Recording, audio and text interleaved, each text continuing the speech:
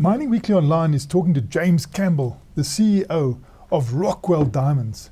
James, you've had quite a dogged 3 years. Can you take us on this journey, how you got to this operational turnaround reported in the latest results? Thank you very much indeed, Martin, for that.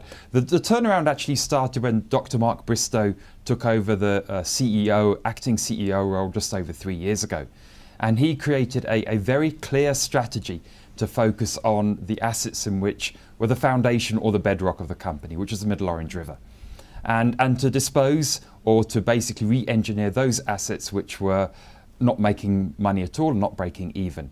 So when I came on board just under 3 years ago, I joined on the 1st of June 3 years ago, we started to give effect to that strategy itself. So if I look at briefly where we were 3 years ago and where we are now, 3 years ago we had Saxon Drift Mine, which was our flagship producer in the Middle Orange, running at about 120,000 cubic metres per month. That's now running just under 180,000 cubic metres per month.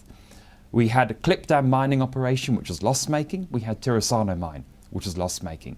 Fast forward to 3 years' time, we have two new mines in the Middle Orange, Saxon Drift Hill Complex, running at 80,000 cubic metres per month, and Nieuwe our newest child on the block, at just under 100,000 cubic metres per month.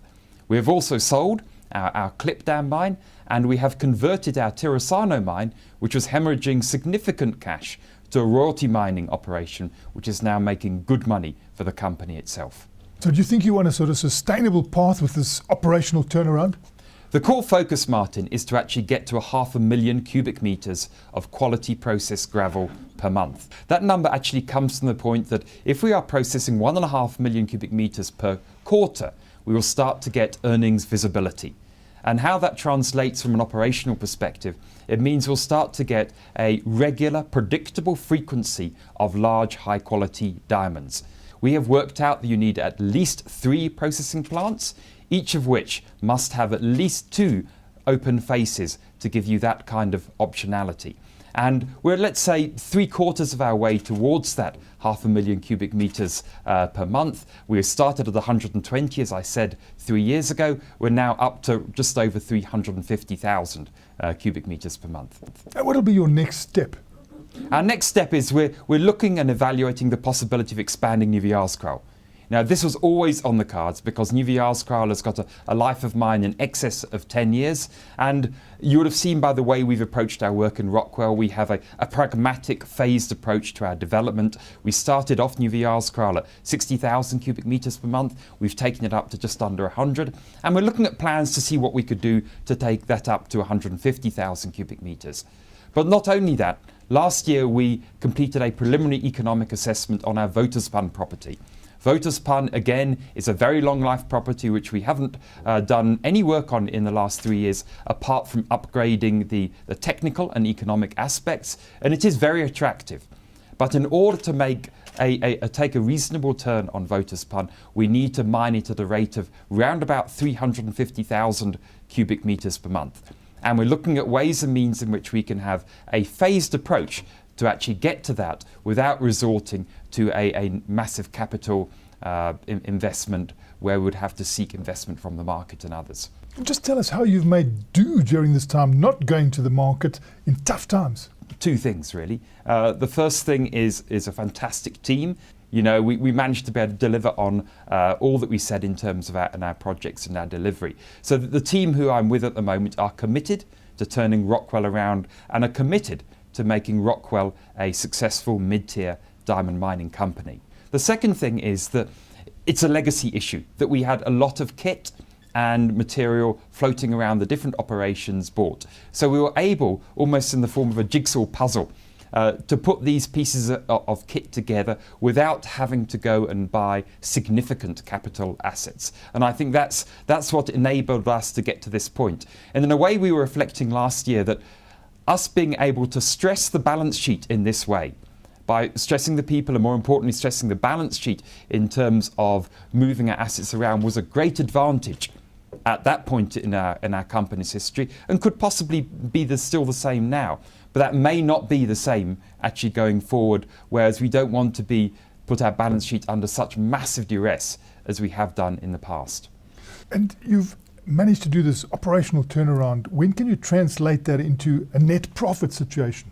It all goes back to our strategy. Once we actually get to that 500,000 cubic meters per month, we'll start to get that earnings visibility. One of the things you'll see in our news release of today is we've published our 7th successive quarter of revenue growth. And we hope there could be 1 or 2 more in store with that. But once you get up to that 500,000 cubic meters, you start to get that kind of consistency, which will start to give you that bottom line profitability. Now, obviously, what we look at first is firstly getting that operational profit. You would have also seen a reduction in general and administration costs during the quarter as well, and that trend will also continue. So we're looking at every means in which we can to take us to that strategy, and that strategy by diligent delivery, on the ground operational delivery, will eventually translate to bottom line profits as well. And you have doggedly proceeded with this company to turn it around. There are other companies in similar situations that maybe haven't done so. Are there consolidation opportunities arising? Martin, I firmly believe there are. If you look at the number of private diamond mining companies as well as public companies listed both in Canada, Australia and on the London market, there are a number of companies out there with single assets. And the one thing that Rockwell has is it has, as I've spoken about earlier, a great management team, and it has supported by a wonderful board. And we feel with our focus in South Africa, and we are very committed to South Africa, that we have a management team that could take on other assets and convert our organic growth strategy into a corporate strategy to become a successful mid-tier Southern African focused diamond mining company. And how would you fund something like that? I think there is an appetite for at the moment in the diamond market and in the markets in general. We've seen that diamond pricing has remained very, very good, especially amongst the larger stones.